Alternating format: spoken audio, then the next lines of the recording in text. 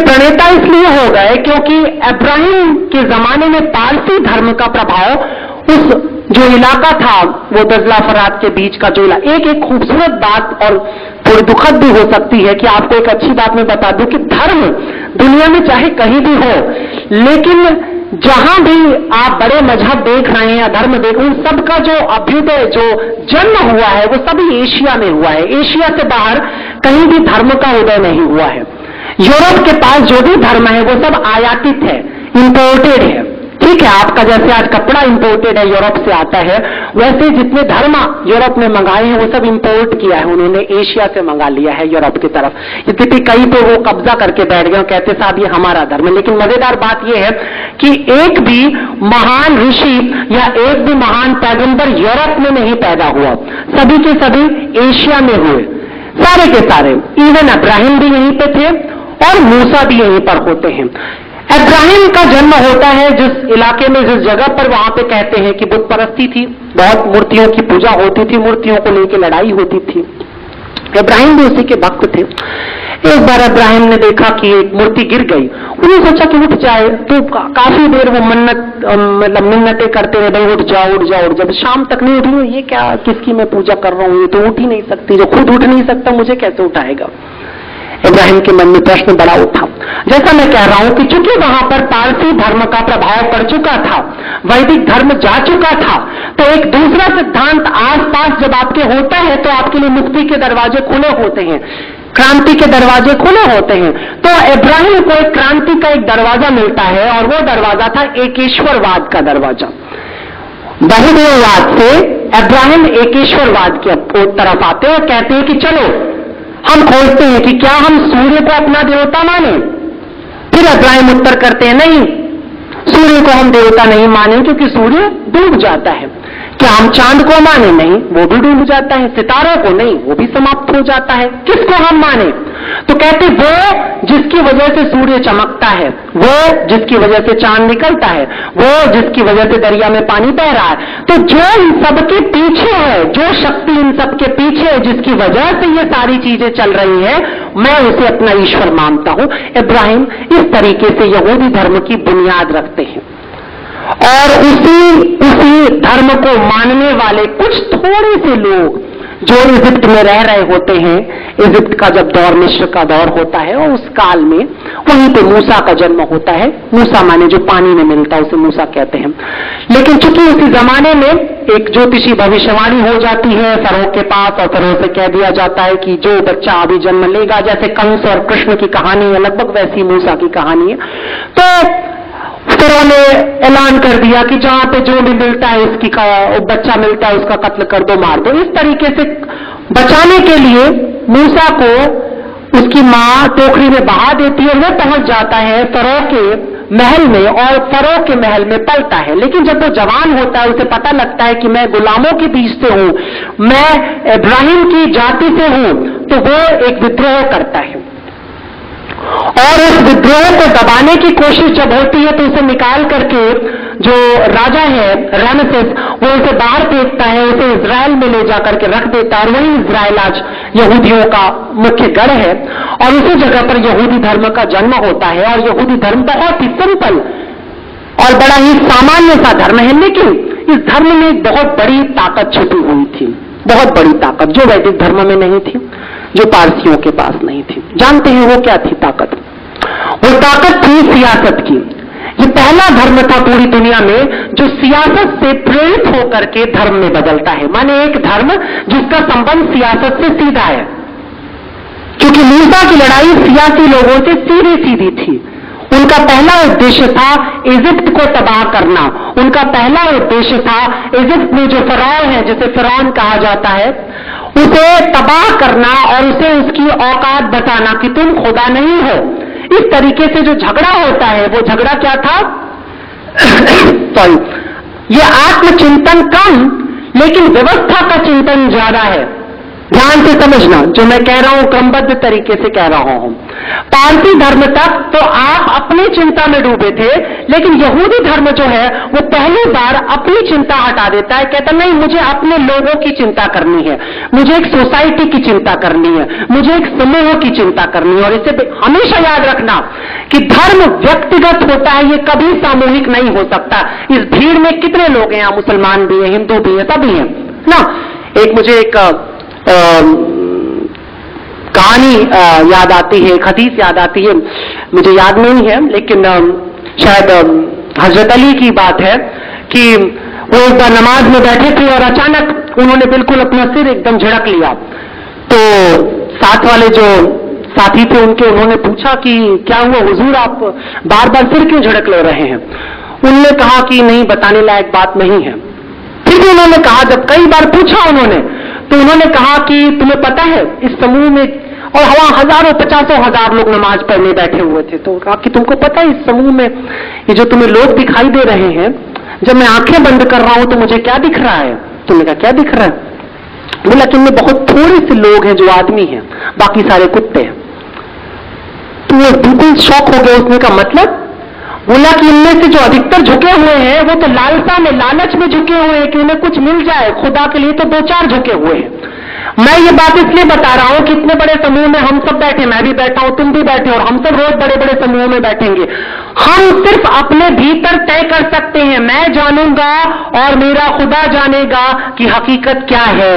मैं पवित्र हूं कि नहीं, मैं मोमिन हूं कि नहीं, मैं हिंदू हूं कि नहीं, मैं ब्राह्मण हूं कि नहीं, ये सिर्फ और सिर्फ मैं जानता हूं और मेरा ईश्वर जानता है। तो इसलिए मैं कह रहा हूं कि धर्म व्यक्तिगत है, समूह कभी नहीं जान सकता। तुमने चोटी बांध रखी है, तिलक लगा रखा है, तुम तो पंडित जी हो, क्या पता तुम्हारे मन में भी मंदिर से मूर्तियां चुराने का भाव चल रहा है, मुझे नहीं पता। समूह तो तुम्हारे तिलक पे बह गया, समूह तो तुम्हारी दाढ़ी पे बह गया, समूह तो तुम्हारे गले के क्रूस पे बह गया, समूह को तो पता ही नहीं है कि तुम हो क्या, तुम्हें पता। इसलिए मैं कह रहा हूं कि धर्म का जो पतन शुरू होता है वो वहां से शुरू होता है जहां से वो व्यक्तिगत से सामाजिक होना शुरू करता है।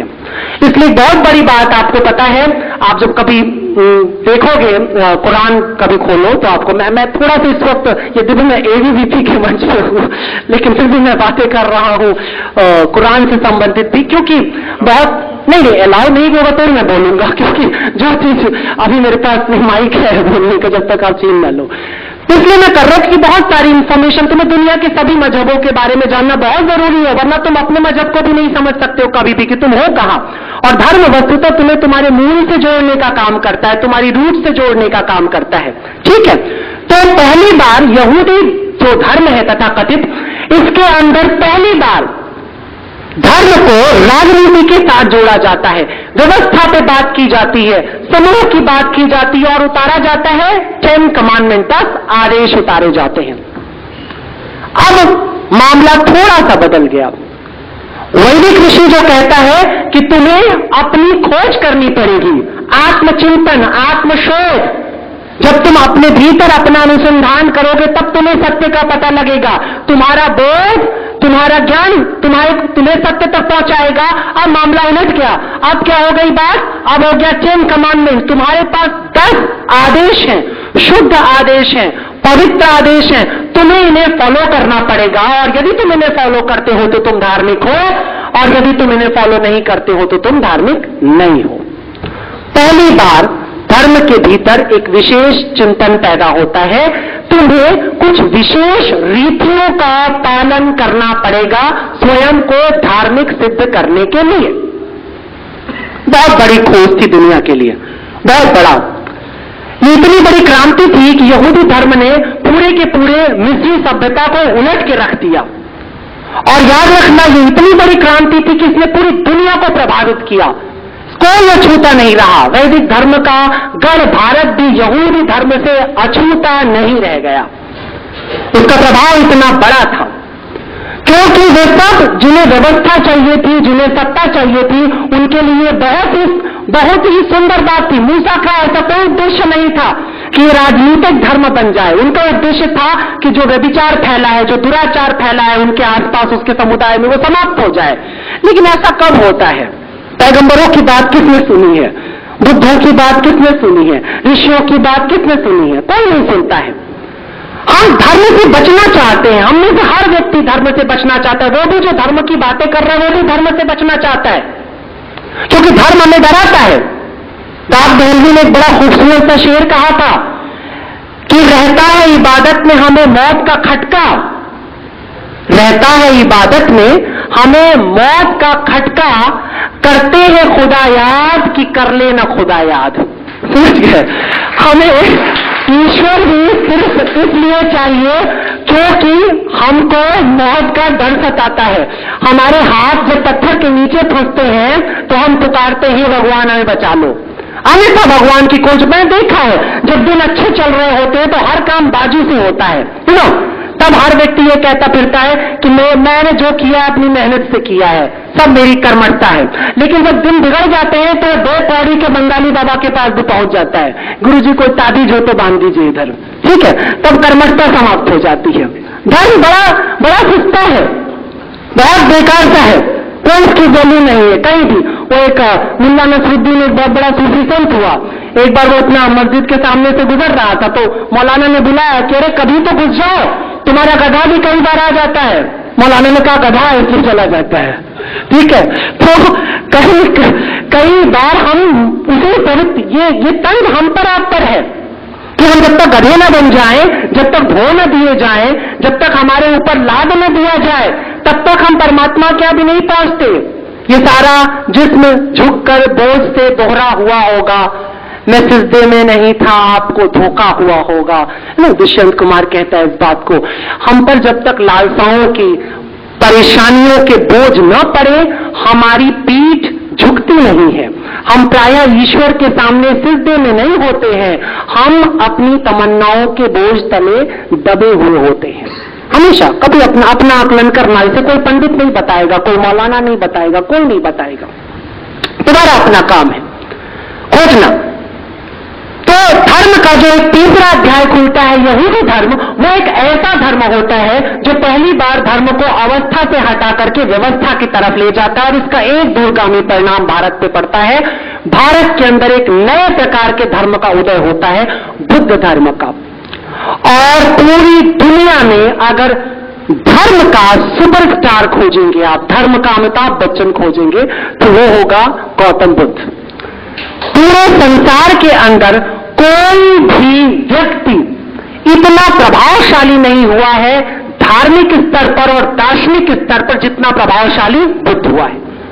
उसका बहुत बड़ा कारण था, उसका सबसे बड़ा कारण यह था कि पहली बार बुद्ध ने एक ऐसी ताकत दी दुनिया में मनुष्यता को जो इसके पहले किसी ने सोची भी नहीं थी, वो था जातियों को परिवर्तित कर देने का।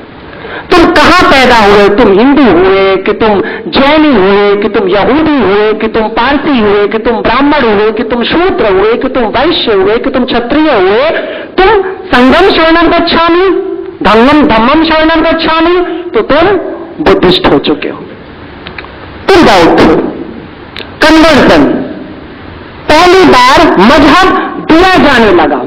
यहूदी यहां तक तो थे, व्यवस्था आ गई, आइडियोलॉजी आ गई, सिस्टम आ गया, लेकिन ये यहूदियों से ना हुआ कि वो किसी मुनाफिक को किसी बाहर की जाति कह दे तू भी यहूदी बन जा। नहीं, यहूदी आज भी अपने रक्त के दोष पे बड़ी लड़ाइयां लड़ता है, इसलिए दुनिया में 1 करोड़ से भी कम है। पर बुद्ध ने कहा ऐसा नहीं हो सकता। कृष्ण कहता था कि धर्म तुम्हें जन्म से मिलेगा और तुम तभी पल्लवित कर सकते हो जब तुम में हो।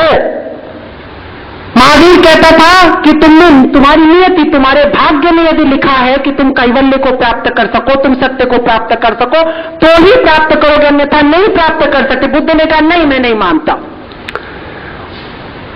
बुद्ध ने कहा मैं बिल्कुल नहीं मानता। उसने कहा मैं तुम्हें इतना सबल कर दूंगा कि तुम धर्म को प्राप्त कर लो। शील का सिद्धांत देता है वो, कहता है किस लिए ब्राह्मण को धर्म मिलेगा और शूद्र को नहीं मिलेगा? ऐसी कौन सी विशिष्टता है ब्राह्मण के पास जो शूद्र के पास नहीं है? उस जमाने में चूंकि डीएनए वगैरह नहीं होता था तो थोड़ा उसको आसान होता जानना, लेकिन फिर भी उसके लिए बहुत बड़ी दार्शनिक समस्या थी इसे जानना कि ऐसी कौन सी बात है ब्राह्मण में जो शूद्र में नहीं है। तो बहुत ज्यादा उसने उस पर दिमाग नहीं खपाया, क्योंकि बुद्ध का सिद्धांत था कांटा पैर में चुभा है तो ये मत पूछो कहां से चुभ गया, क्यों चुभ गया, कितने घंटे पहले चुभ गया, निकाल के फेंको। समस्या कांटा है, उसका इतिहास नहीं। तो उन्होंने कहा चलो ठीक है, ब्राह्मण के पास क्षमताएं है, लेकिन क्षत्रिय के पास क्यों ना हो, और ये दंश हो सकता है बुद्ध के पास, क्योंकि बुद्ध जन्म से ब्राह्मण नहीं है, क्षत्रिय है।